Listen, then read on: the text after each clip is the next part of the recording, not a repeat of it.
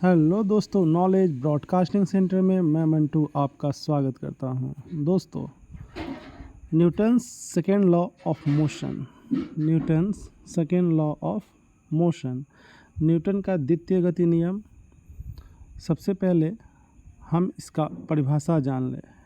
Newton के द्वितीय गति नियम का, किसी पिंड का त्वरण एक्सीलरेशन उस पर लगने वाले बल के समानुपाती होता है और बल की दिशा में ही होता है। बल के दिशा में ही होता है। F is equal m into A. Explanation, यह फार्मूला बताता है कि किसी वस्तु पर लगने वाला बल उसके द्रव्यमान और उत्पन्न त्वरण के गुणनफल के बराबर होता है। ठीक है। मोर the mass of acceleration more the force। ठीक है। वस्तु का द्रव्यमान जितना अधिक होगा या जितना अधिक त्वरण लगेगा उतना ही अधिक बल की आवश्यकता होगी। ठीक है। जैसे यहाँ F बराबर ma छूट गया है, ये लिख लीजिएगा। बल बराबर यानी F बराबर ma, जहाँ F बल है, बल यानी फोर्स, m द्रव्यमान है यानी मास और a त्वरण है, एक्सीलरेशन। अब हम जानने की कोशिश करते हैं इस पर क्वेश्चन कौन सा बनेगा। आइए क्वेश्चन देखिए।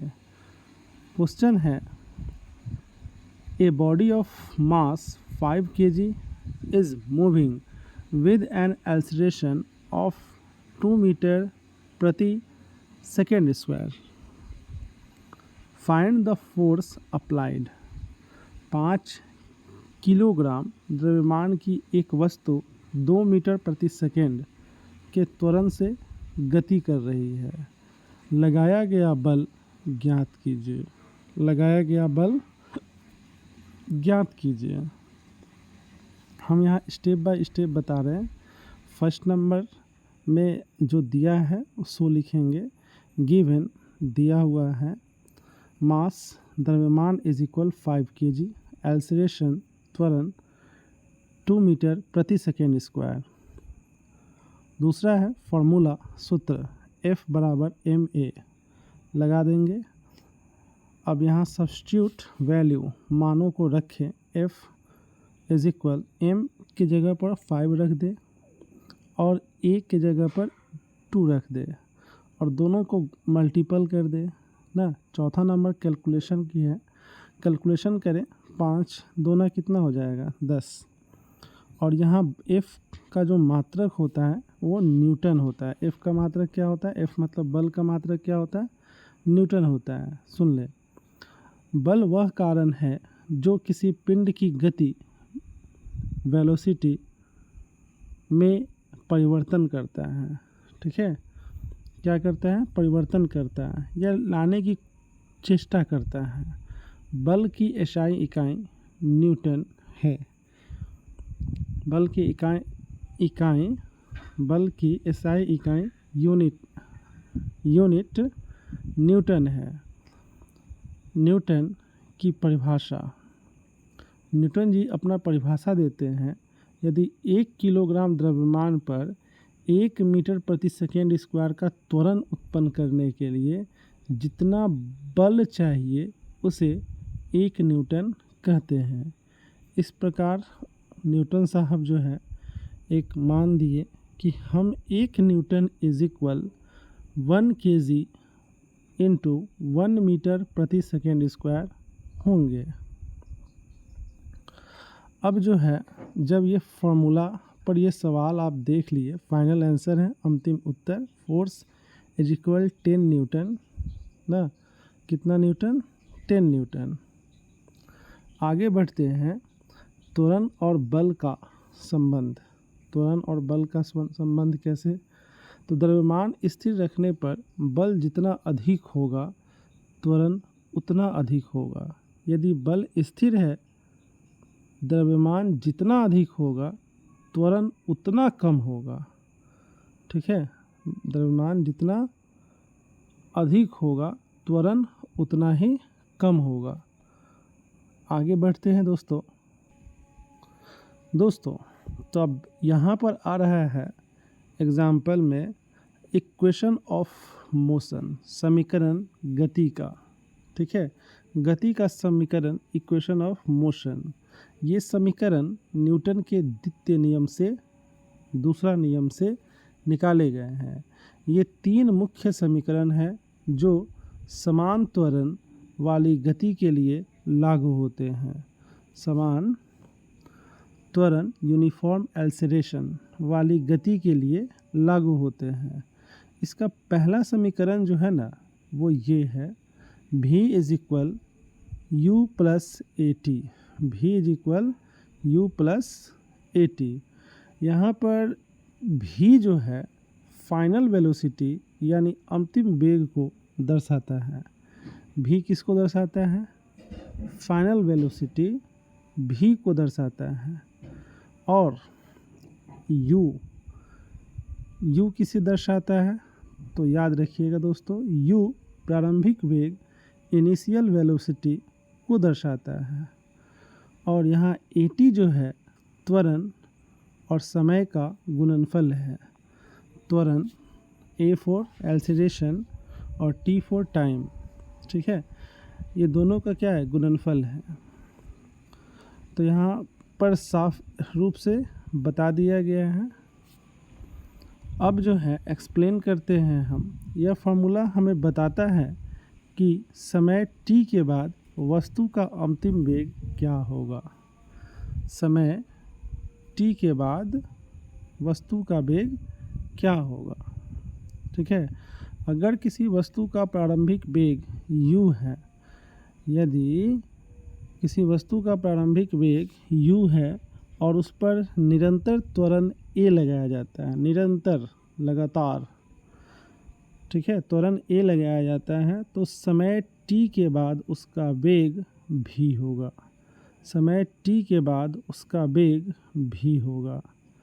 ठीक है, this equation connects velocity, acceleration and time. जैसे यहाँ पर u गति की शुरुआत में स्पीड बताता है ना। शुरुआत जैसे हुआ, कोई कार चलना शुरू किया, तो कार जो है ना चलना शुरू किया तो उसका जो गति में जो शुरुआत हुई वो 0 से हुई। ठीक है, तो वो शो करता है। भी कुछ समय बाद की स्पीड है, मतलब 5 मिनट, 10 मिनट ना, 1 घंटे बाद की स्पीड है। फिर यहाँ पर a वेग की बढ़ोतरी की दर, वेग में जो बढ़ोतरी हो रहा है उसकी दर। ठीक है, अब t है समय, t क्या है? समय है। तो क्वेश्चन इस पर क्या बनता है, ध्यानपूर्वक क्वेश्चन पर देखना है, क्वेश्चन को समझना है। ठीक है, बाद बाकी आगे का तो टॉपिक है ही। A car starts with a initial velocity of 10 meter प्रति second and acceleration at 2 meter per second for 5 seconds.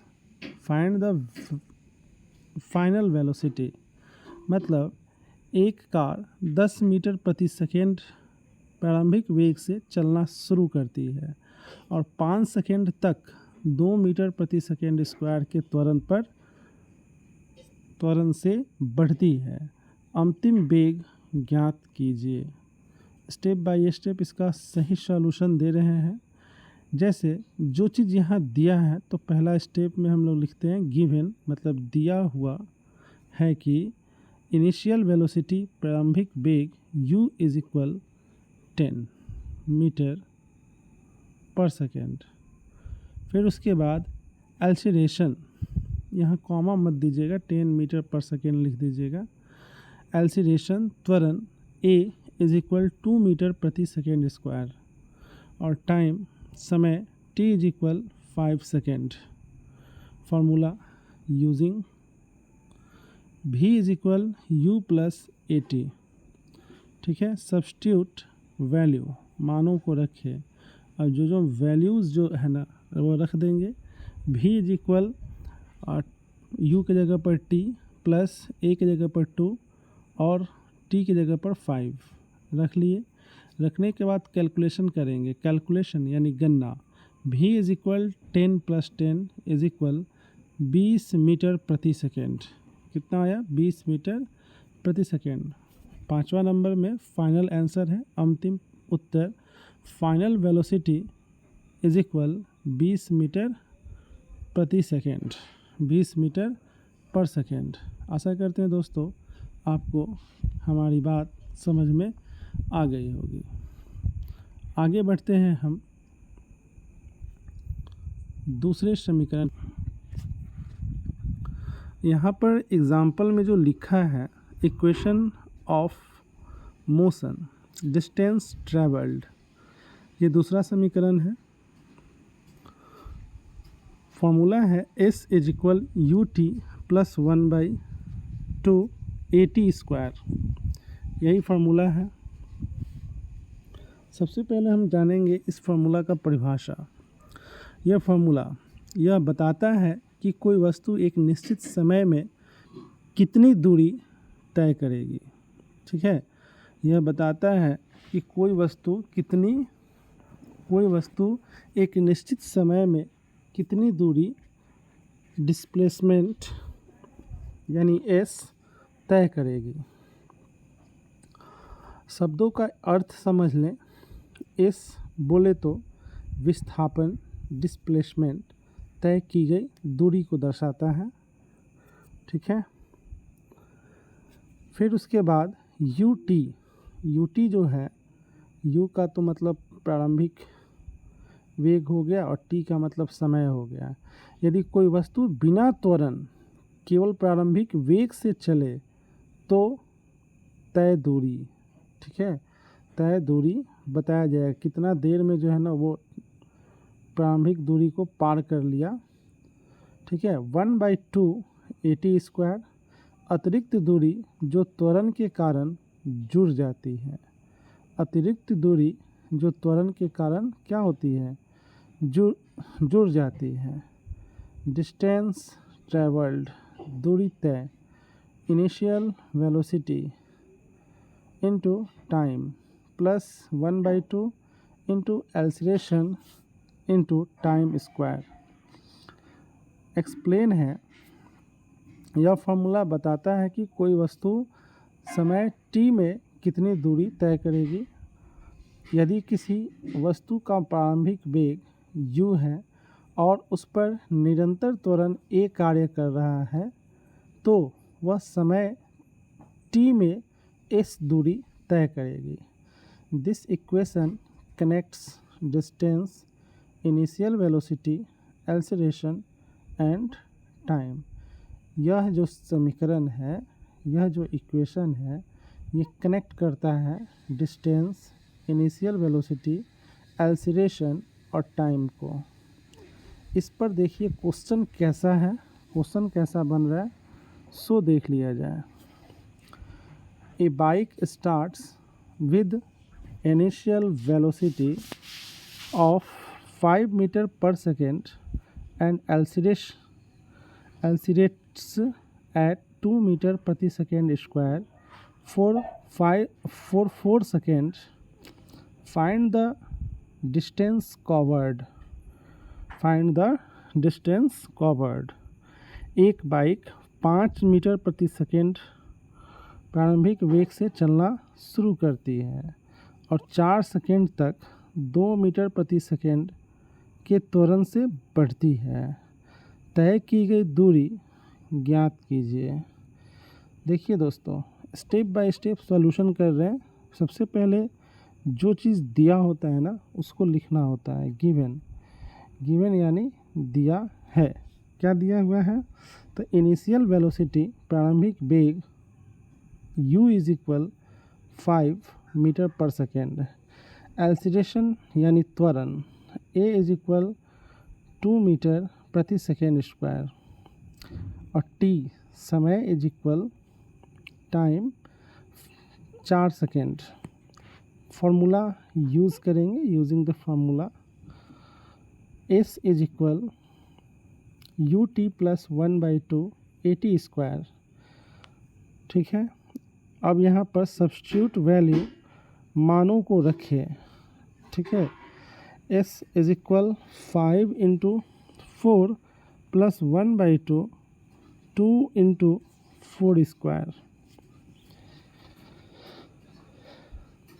4 number में कैलकुलेशन करेंगे, गणना करेंगे, 5 चौका 20 हो जाएगा, प्लस 1/2 है, इसका 2 का 2 उतर जाएगा, 4 चौका 16 हो जाएगा, 2 से 2 कट जाएगा, 16 और 20 जुड़ जाएगा तो 36 मीटर होगा। ठीक है, कितना होगा? 36 मीटर हो जाएगा। फाइनल आंसर, अंतिम उत्तर, distance covered is equal 36 metre. आशा करते हैं दोस्तों आपको हमारी बात समझ में आ गई होगी। चलते हैं नेक्स्ट फॉर्मूला पर। देखिए दोस्तों, अब यहाँ example third equation of motion का है, तीसरा गति नियम, तीसरा गति समीकरण। सबसे पहले हम इसको समझ लें।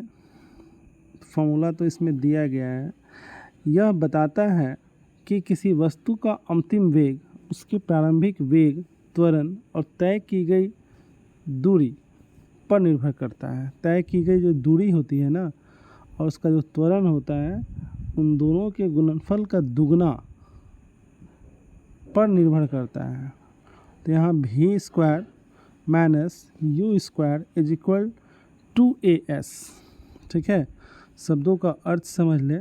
v² बोले तो अंतिम वेग का वर्ग, अंतिम वेग का वर्ग, फाइनल वेलोसिटी स्क्वायर। ठीक है, u² बोले तो प्रारंभिक वेग का वर्ग, प्रारंभिक वेग का वर्ग, यानी कि इनिशियल वेलोसिटी का square is equal 2 × acceleration into distance. ठीक है, ए का मतलब त्वरण और एस का मतलब दूरी, और इन दोनों का 2 से गुना कर लेंगे। कुछ एक्सप्लेन कर दें इस फार्मूला के बारे में। यह फार्मूला हमें वेग और दूरी के बीच संबंध बताता है। क्या बताता है?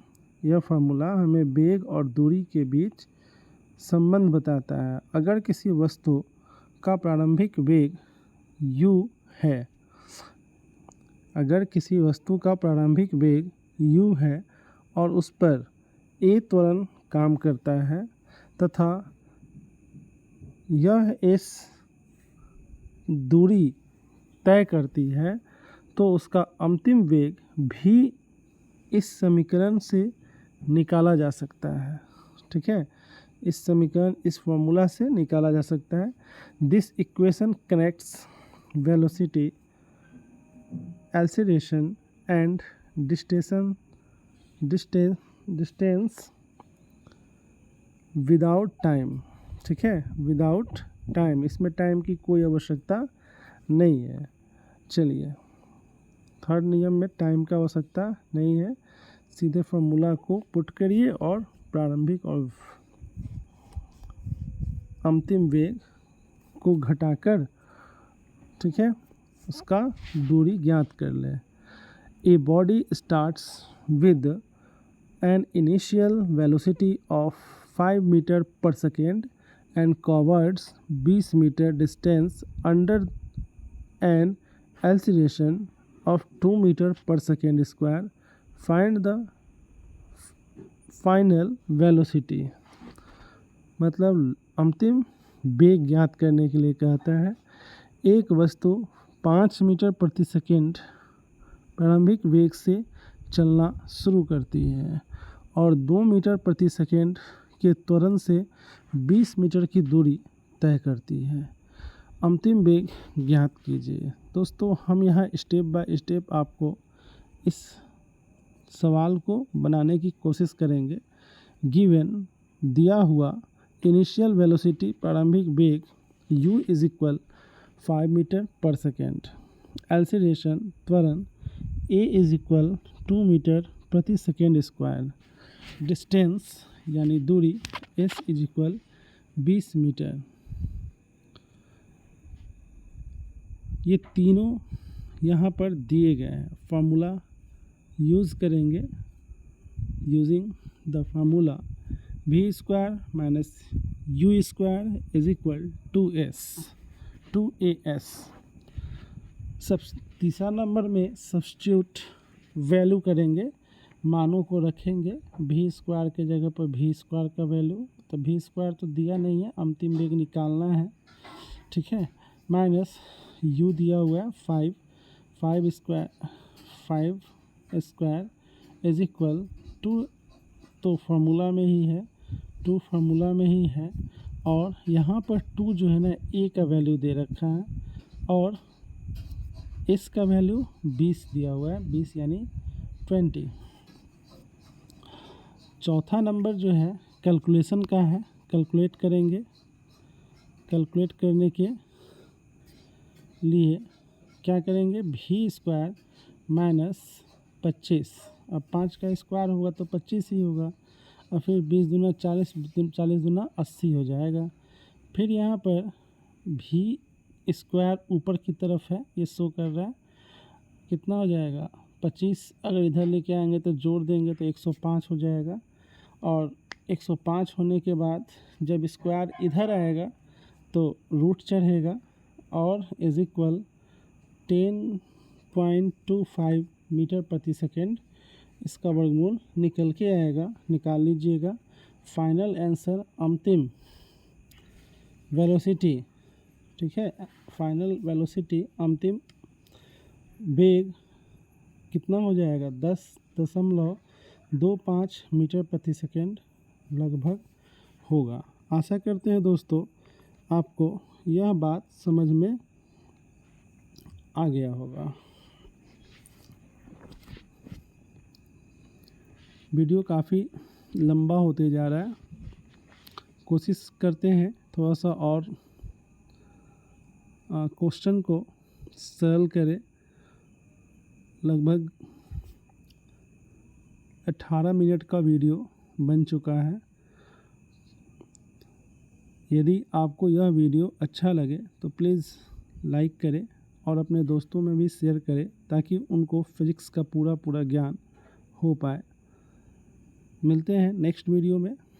Take care, thanks for watching my videos.